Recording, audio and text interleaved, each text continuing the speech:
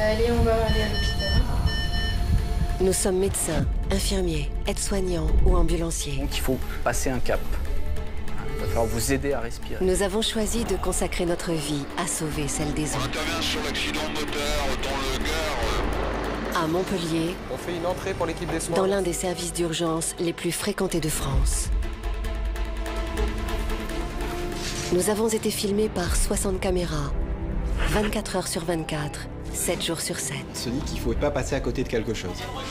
Ce qu'on craint, c'est la mort du patient tout de suite après son arrivée. Côtoyer la mort, c'est notre métier. Les urgences, un lieu où la vie et la mort On l'a choisi. se côtoient chaque jour. Ça permet de relativiser la vie, d'en profiter peut-être plus. Ça va aller, hein? On le fait avec nos tripes, quoi. Quand on se retrouve devant un couple comme ça, en plein désarroi, qui ne comprend pas, c'est difficile. Qu'est-ce qu'il y a? L'hôpital, c'est normal. Il a peur. Oh, qu'est-ce que ça veut dire, ça, là? Ça va pas ou quoi? Oh, alors? Ça me secoue les tripes, là, et il faut que je le sorte de là. Il faut que je l'aide. Il faut que je sente qu'il n'est pas tout seul. Et qu'il s'accroche. Qu'il s'accroche. Oh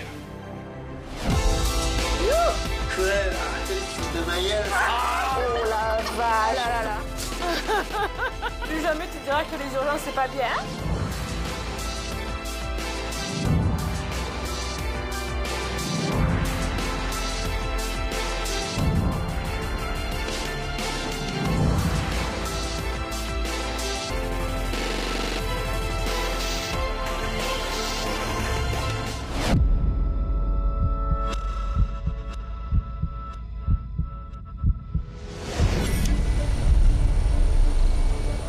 On dit souvent que les urgences sont le reflet de notre société.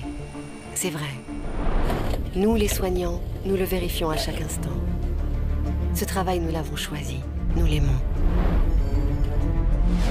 Nous sommes médecins, infirmiers ou aides-soignants. Et notre quotidien, nous voulons vous le faire partager.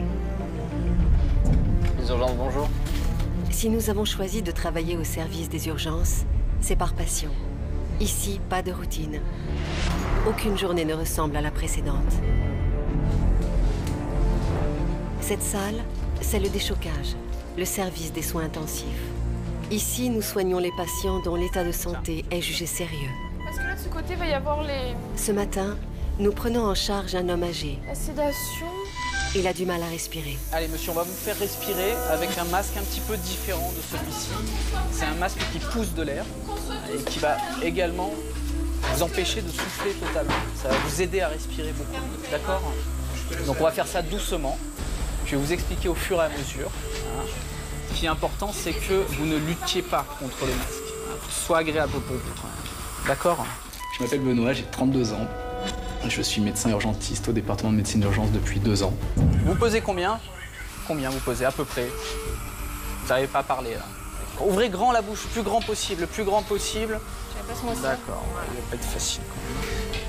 J'ai fait ce métier principalement pour aider les gens, pour l'adrénaline et pour l'action.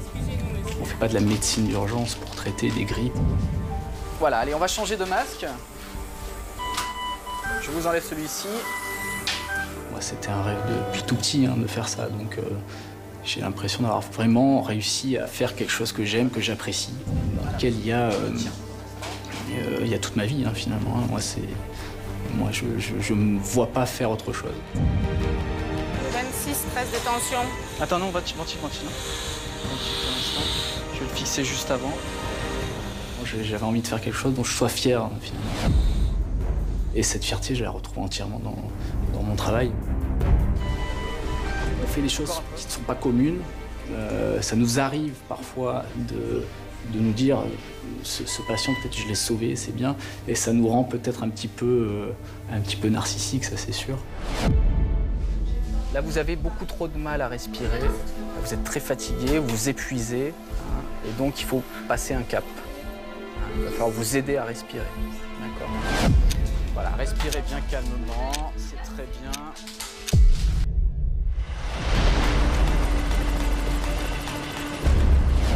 Il est à peine 8 h du matin et nous recevons un nouvel appel d'urgence. Un accident de la route vient d'avoir lieu Il faut faire vite. On aurait besoin d'un transfert en hélico sur Montpellier, en urgence. Je vous envoie une équipe du SAMU hélicoptère et je vous rappelle pour vous confirmer où on se pose. Dans ces cas-là, l'hélicoptère s'impose. Gagner quelques minutes, c'est peut-être la condition pour sauver une vie. Bonjour Bengale, le Dragon 34 décolle depuis 5 minutes de sa base. On intervient sur l'accident moteur dans le Gard. On estime notre présence sur zone dans 10 minutes, 2 x 5. Ce qu'on sait, c'est un polytraumatisé. On a un accident, il a pris un poteau a priori et ça a l'air assez grave.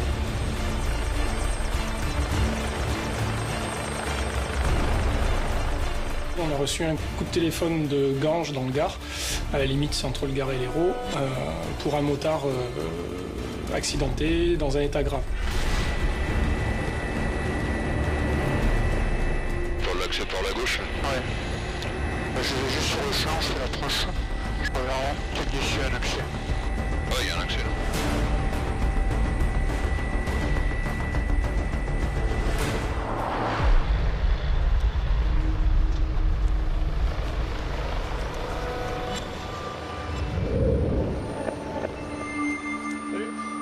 Bonjour. Il y avait déjà une équipe du SMUR de Ganges qui avait déjà conditionné le malade.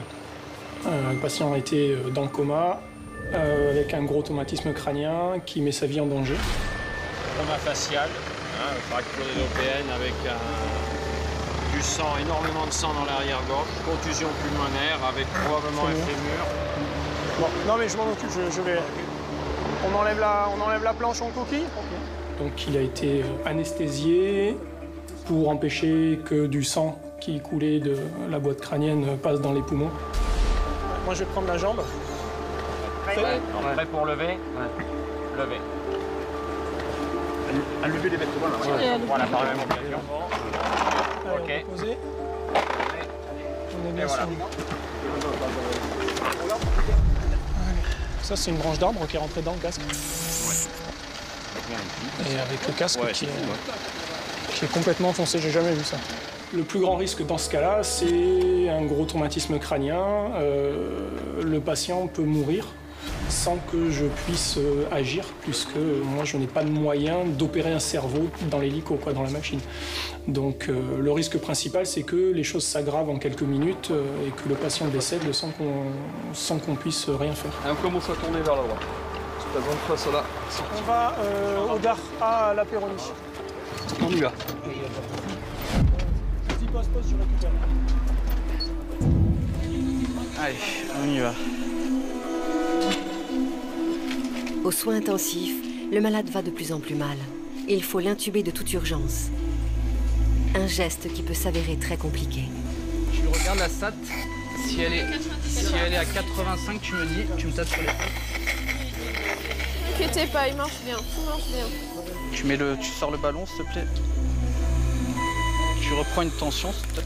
Je l'envoie. L'intubation du patient était une intubation assez difficile. Attends, fais voir, je suis à combien là? Je pense que je suis un peu bas, non? Bah, c'est bien, non? Je suis carrément bas. Je suis pas sélectif du tout, là. Quand on fait ce genre de geste, l'intubation, les voies centrales, il y a toujours une part d'adrénaline, c'est sûr. Effectivement, c'est quelque chose qu'on recherche.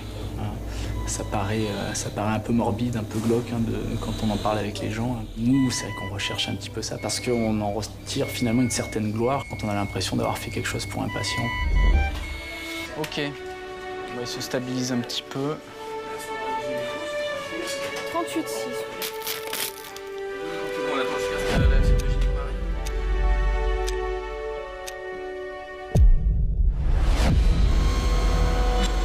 Colis 34, le Dragon 34 redécollé du lieu d'intervention dans le 30.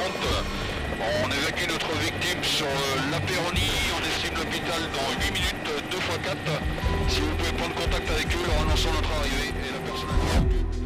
À l'autre bout de la chaîne d'urgence, les équipes se préparent à recevoir le motard grièvement blessé.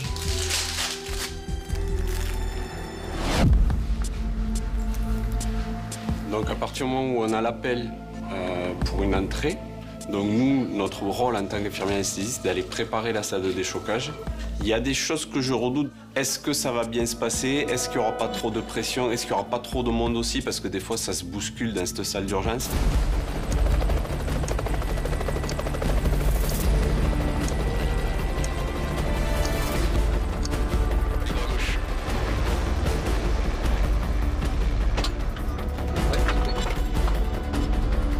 l'arrivée du blessé, l'équipe d'intervention nous informe que son pronostic vital est engagé. Il risque de mourir à tout moment.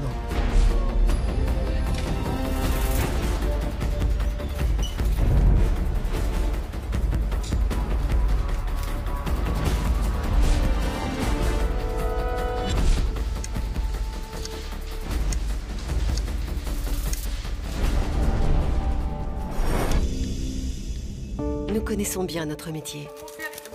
Mais il est difficile de savoir à l'avance comment un patient va réagir à nos soins. À ce moment-là, nous savons seulement que nous allons donner le meilleur de nous-mêmes. Ouais, ils ont dit 7, Glasgow. Hein? Oh. Ils ont mis le Glasgow à 7, c'est ça? Alors il ne sait pas si c'était qu'il était... Ouais, il m'a dit qu'il était en train de gasper quand je viens de tuer. Là, il gaspe. Donc du coup, Glasgow à 7, j'y crois pas trop.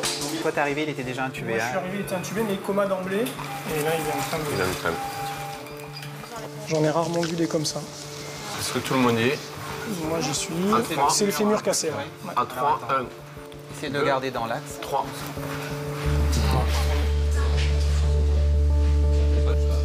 Tu lui enlèves ses chaussettes et tu vérifies les poux.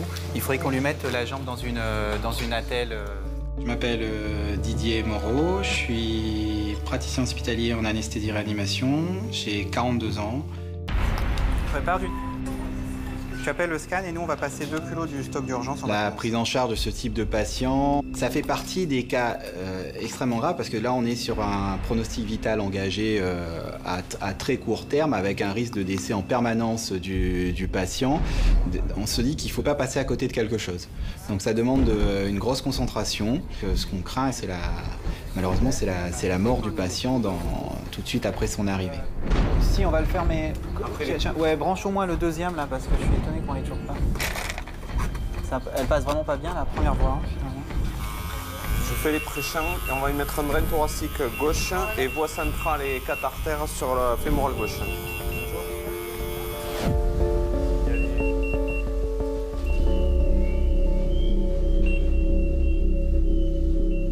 À quelques mètres de là, les parents du motard patientent. Le moment venu, il faudra faire preuve de tact et de douceur pour répondre à leurs inquiétudes.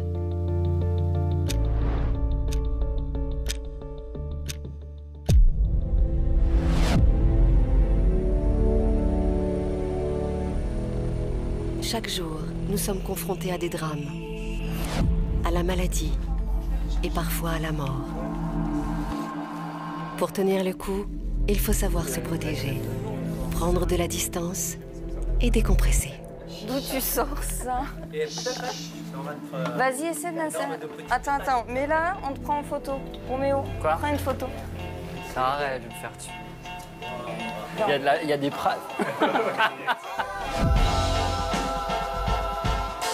Au service d'urgence pédiatrique aussi, les jours se suivent et ne se ressemblent pas. Médecins, infirmiers, aides-soignantes, puéricultrices, nous accueillons tous les jours de nouveaux petits patients. Chacun est unique, il faut s'adapter. Avec un seul mot d'ordre, rassurer. Alors, ce qu'on va faire pour s'installer, parce que je sais pas si tu as vu, Ava, on a plein de dessins dans le service. Tu les as vus, les dessins? Tu veux que je te les montre? Oui, tu vas regarder les dessins? Tu viens avec moi? Regarde, tiens, on va regarder les petits dessins. Regarde, tu vois ici, il y a des dessins partout. Là-bas, sur les murs. Tu les vois ou pas? Regarde. Je m'appelle Mandy, j'ai 30 ans, je suis aux urgences pédiatriques depuis 10 ans. Travailler en pédiatrie, c'est ce côté éducatif que j'aime bien et la relation avec l'enfant, c'est quelque chose d'incroyable. Voilà, demoiselle. Super. Allez, viens, on va regarder les dessins et après tu nous en feras un. Regarde, il y a des chevaux là-bas. Hein? Tu vois en dessous de Mario? Ça t'intrigue ta crème, hein? Moi, je me régale tous les jours, rien que de voir un bébé, le pouponner, le prendre dans les bras. C'est extraordinaire, c'est des bonbons tous les jours pour moi. Au revoir, poupée. Allez, au revoir. Ciao. Au revoir. Ici, pour soigner les enfants, nos meilleurs alliés, ce sont leurs parents. Ils sont présents à chaque étape du soin. Bonjour. Bonjour. Merci. Qu'est-ce qui arrive à cette pupuce? On est venu déjà la dimanche, c'était une gastro et toujours pas, malgré le fait qu'ils prennent tous les médicaments possibles, toujours la diarrhée et les vomissements. D'accord. Elle prend rien du tout alors. Là, depuis ce matin, elle mange plus rien. Ah, vous êtes allé voir votre pédiatre en fait, c'est ça? Oui, on a... Voilà, je suis allée chez le pédiatre ce matin et puis elle a... D'accord. Ah. Est-ce que vous vous souvenez de son poids la dernière fois, maman, quand vous êtes venue? 6,20 kg. 6,20 kg, ok. Et ce matin, du coup, elle pesait combien chez votre pédiatre? 800... Alors, on a dû venir aux urgences aujourd'hui parce que ma fille, elle a une gastro. Je suis un petit peu inquiète parce que elle a déjà un petit retardement de croissance par rapport à son poids. Donc du coup, elle n'a pas trop de poids en réserve. et le lait, on vous avait donné un lait particulier ou pas? D'accord. Et malgré tout, elle le prend pas non plus? Toute la semaine, elle a pris un tout petit peu. Hein, Ouais. La plupart du temps, elle vomissait derrière. Mais là, depuis ce matin, depuis hier, en fait. Elle peut pas. Depuis hier soir. D'accord. Là, je viens de le faire. Vous avez donné du aussi ou uniquement? Ouais. J'ai donné un ce matin. Parfait, ma maman, elle a été au top. Voilà, je commence à... En avoir marre. Oui. Je comprends. Ah oui, on a déjà pas beaucoup. Le cas de la petite Maëline, c'est un cas assez fréquent. On a beaucoup de cas de gastro en ce moment. Après, chaque cas est différent parce que l'angoisse des parents est toujours différente. Bah oui, ma cocotte. Chaque parent stresse sur des choses différentes. Donc voilà, chaque cas est unique.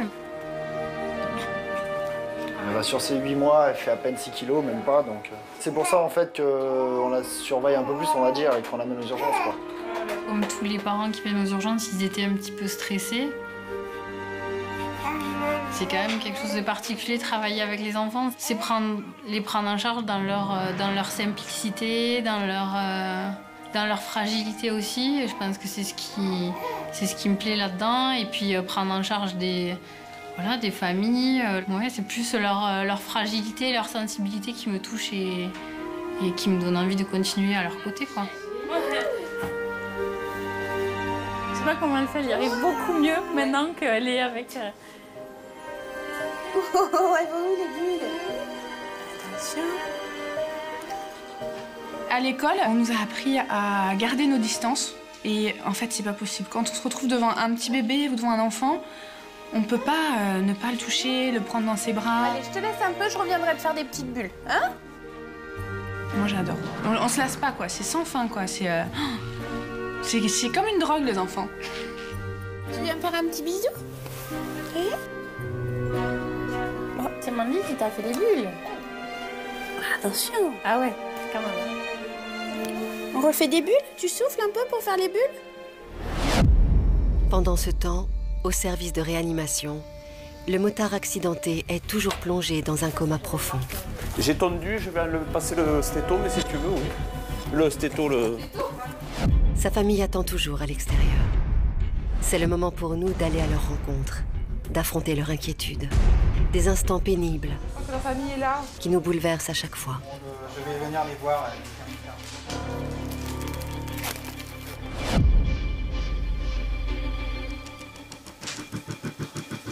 Bonjour, docteur. Non, je ne suis pas le docteur, je suis l'aide-soignante qui suit avec les médecins en salle d'urgence. Il vient d'arriver. Oui. Voilà, vous êtes au courant qu'il a eu un accident de moto? Oui, c'est voilà. son collègue qui nous a prévenu. Voilà, alors là, pour l'instant, il est en salle d'urgence et les médecins sont auprès de lui. On va lui faire un scanner, donc il va falloir attendre, être patient et attendre un petit moment. Hein, vous comprenez? Est-ce qu'il est conscient? Non, ils l'ont endormi, hein. Ils lui ont mis un tuyau dans la bouche et il est relié à un respirateur. Et c'est pour qu'il souffre pas, qu'il ait pas mal. Voilà, d'accord, hein? Voilà. J'essaie de rassurer, d'expliquer le déroulement de comment ça va se passer par la suite. Mais après, je ne peux pas donner de nouvelles. Dire c'est très grave, c'est moins grave. Voilà, je dis simplement qu'il est endormi, qu'il est dans le coma, que les médecins s'occupent de lui, qu'il faut être patient, mais qu'on ne les oublie pas et qu'on va venir après. Le médecin va venir leur expliquer, leur dire exactement ce qu'il y a. Ça va aller, hein? Il faut un peu de courage et vous poser, hein? Mais voilà, il faut attendre, être patient et attendre un petit moment. Il a un fils à Paris. Oui. Est-ce qu'il faut le prévenir? Attendez un petit peu, on va attendre que le médecin vienne vous voir, d'accord? Oui. Merci. Allez, je suis auprès de lui. Sa compagne qui viendra, voilà, mais tout à fait. Le médecin vous verra tous les trois. Hein? Je viens vous tenir au courant au fur et à mesure, d'accord?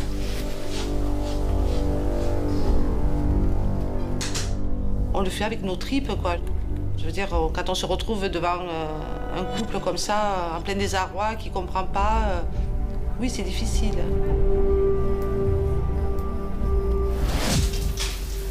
Depuis plus d'1 heure, nous faisons notre possible pour maintenir ce patient en vie.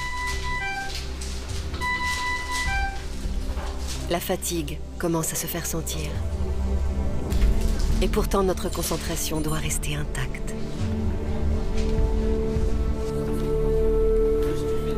Oui, quand je vois ce patient, qu'on voit un petit peu sur l'évolution des premières heures, je sais pertinemment que ça va être extrêmement difficile. J'ai une seringue là-dessus. Forcément, ça vous touche. Hein. C'est quelqu'un de mon âge qui fait de la moto et qui a un accident. Et on peut pas s'empêcher de se dire qu'un jour, je peux me retrouver dans cette situation et que on viendra annoncer à ma famille que voilà, là ça s'est pas bien passé, il y a un accident ou autre. Ça, on se projette, c'est humain. Bonjour messieurs, dames. Alors, pardon, excusez-moi. Vous êtes, je suis le docteur Moreau, je suis médecin, vous êtes par rapport à monsieur... C'est ça, oui. Sa maman, le papa, sa compagne. D'accord. Tout le monde est de la famille, c'est ça? Oui, des amis. D'accord. On peut parler devant tout le monde, on est d'accord? D'accord. Restez assis. Qu'est-ce que vous aviez eu comme... Asseyez-vous, monsieur. Asseyez-vous, madame. Qu'est-ce que vous aviez eu comme information jusqu'à maintenant concernant votre ami, en fait, c'est ça? D'accord.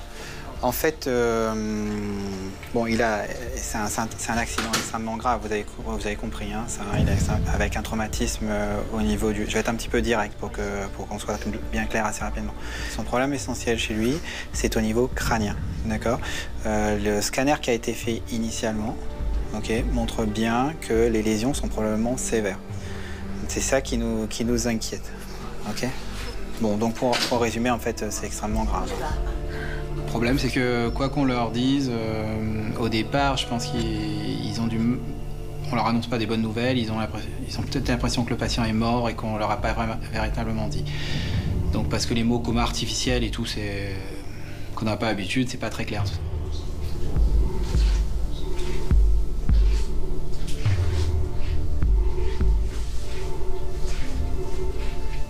C'est important pour la famille de voir que leur proche est encore là, parmi eux.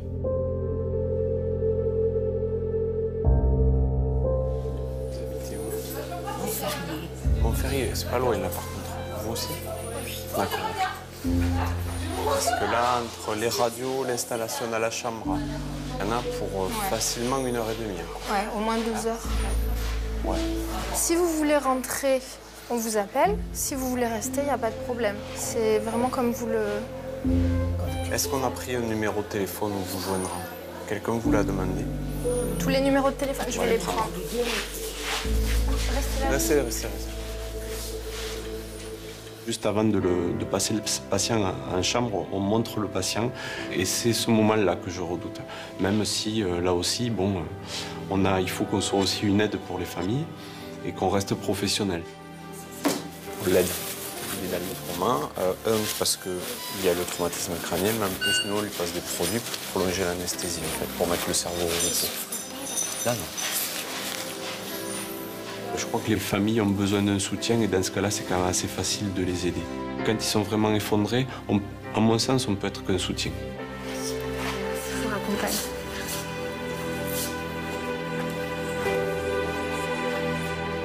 C'est là qu'en fait qu'on redevient humain. Pendant le côté technique, on est des machines qui travaillent auprès d'un patient. Et quand le patient est stabilisé, les émotions, les sentiments reviennent et on redevient humain. Côtoyer la mort, c'est vrai que c'est notre métier. On l'a choisi. On l'a pas choisi que pour ça, heureusement. Mais ça fait partie de notre métier. Quand on rentre là-dedans, on sait que forcément, on va la côtoyer.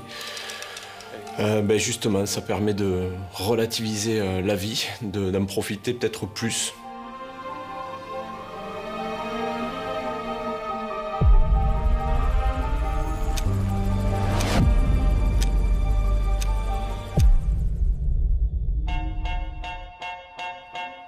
Aux urgences pédiatriques, les enfants continuent à affluer. Nous faisons tout pour que leur passage à l'hôpital ne soit pas un trop mauvais moment. Et pour cela, nous développons des trésors d'imagination. Allez, mademoiselle, on va t'embêter un petit peu. Oh là là, ça dort. Allez, princesse. On sera obligé de... Et oui, si elle n'a pas le concours... au moins de la poser sur le brancard à votre place. Oui. Mais voilà. Mais après, non, pas forcément l'embêter plus que ça, mais au moins... Ouais. Mais après, vous restez avec nous, sans souci. Surtout, oui. Je vois plus, je vois plus l'enfant. Oh, Maëline, on est copines, nous, déjà. C'est ta copine de bulle? On est copines, nous. On se connaît déjà. Alors pour Maëline, moi je suis intervenue pour aider Sophie pour faire la prise de sang en fait. Et là c'est vrai qu'elle avait un petit poids donc il a fallu la perfuser. Odile, tu sais quoi, on n'aime pas trop les parents, ils étaient super à l'écoute en général. En plus on garde qu'un parent et là on s'est senti de garder les deux parents parce que ils sont respectueux, ils étaient à l'écoute, à notre écoute, à l'écoute de l'enfant donc ça glisse tout seul après. Bravo, bravo, bravo. Attention, on va faire une... Regarde ce qu'elle fait Sophie. Peut-être monsieur là. Hop, juste là, comme ça. Bravo! On prend beaucoup de place en fait, toutes les deux. Quand on a des parents comme ça qui participent avec nous aux soins et qui arrivent à gérer leur stress, ben c'est que mieux pour la suite en fait. Mais qu'est-ce qu'elle me fait? Ah bah oui! J'aurais quand même besoin de ta petite main, Chopinou. Allez, Mandy elle va serrer un petit peu et moi je vais nettoyer tranquillement. Mais maman elle va te montrer le petit bonheur. Il y a une chanson qu'elle aime bien? Chanter une chanson douce. Que me chanter ma maman. La pédiatrie, c'est super bisounours, quoi. Il faut savoir chanter, rigoler. On n'a pas de parole. Cette chanson douce, je veux la chanter pour toi. Papa, il est au top. Hein. On voit qu'il était bercé par une maman puéricultrice. Allez-y, papa, c'est génial. Comme ça l'occupe, c'est super. Mon grand-père chantait déjà des chansons à ma mère. Mon père nous a beaucoup chanté de chansons, et ma mère aussi. J'ai toujours vu ça dans ma famille. J'ai beaucoup apprécié que les puéricultrices m'entraînent dans leur manière de faire. Chanter dans la voiture, hein. Je vois que ça. Ça y est, c'est fini. C'est pas rigolo, hein. On aime bien ça, ce côté un peu ludique, apporter un peu de ludique à quelque chose qui est désagréable. Associer les deux, ça permet un peu d'atténuer la douleur. Souvent, ça détend les parents énormément. Pas du tout. Allez, on va finir de préparer votre chambre et on vous accompagne. C'est rigolo, mais tout le monde a chanté, c'est trop bien. Vous avez chanté?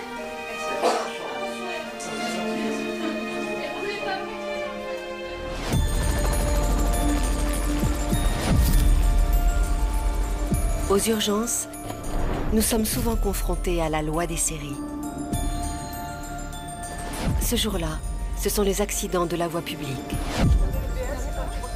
On fait une entrée pour l'équipe des soins, merci. Pour les adultes? Ouais.